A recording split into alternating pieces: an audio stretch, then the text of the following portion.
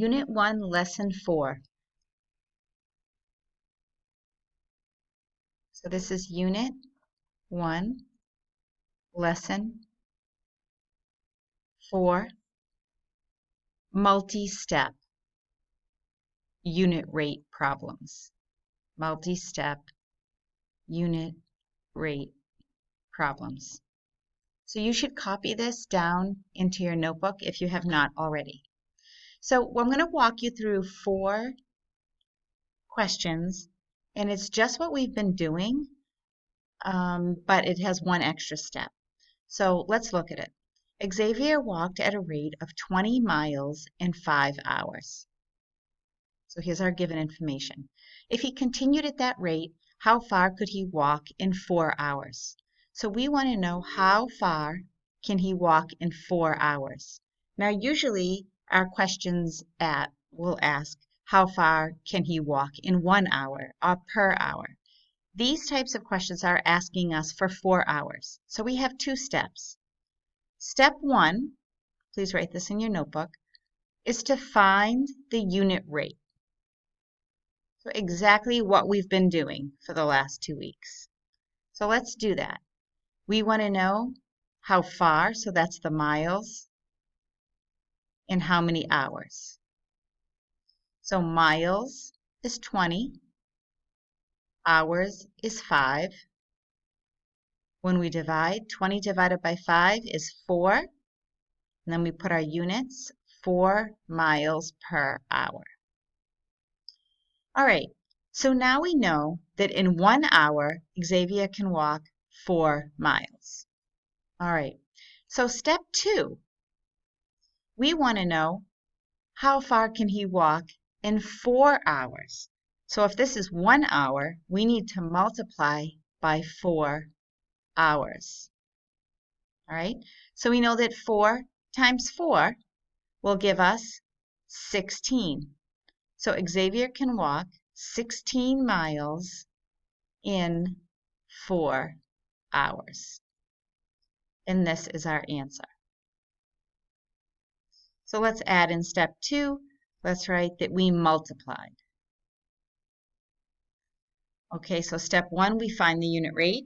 And then step 2, we multiply. Let's go to the next example. Example 2. Gustavo washed 15 cars in 5 hours, right? He has a little side job. How many cars can he wash in 7 hours? How many cars can he wash in 7 hours? So we need cars per hour to help us find the unit rate. So he can wash 15 cars in 5 hours.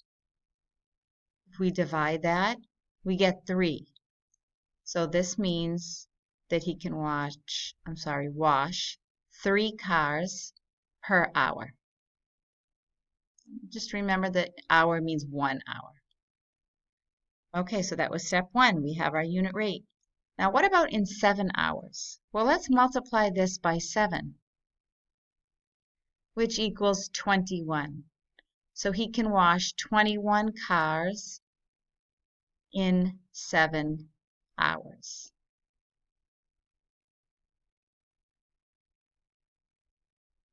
Okay, find the unit rate and multiply. And the next example. If it costs $33 for 11 lollipops, how much would 20 lollipops cost? So I want you to pause it here and try it on your own. When you're finished, unpause it. Okay, hopefully you tried this.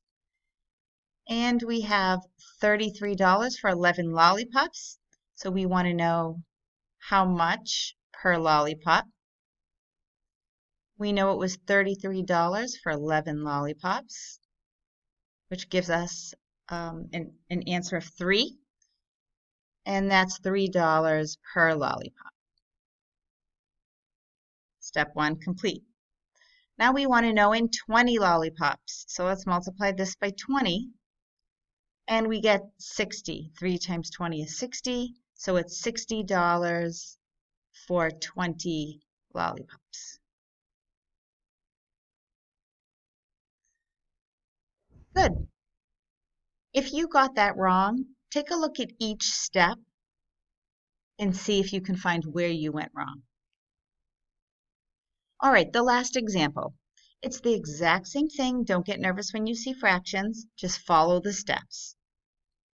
It rained 1/3 of an inch in 2/3 of an hour. We want to know how many inches will it rain in 6 hours. So we want to know inches per hour. This time we're looking for inches, which is 1/3, hours, which is 2/3. It's still division, so let's write it so it looks like a division of fraction problem. Now when we divide fractions, remember we multiply by the reciprocal, our shortcut, we keep, change, flip. So we keep, change to multiplication, and flip. Multiply across. 1 times 3 is 3.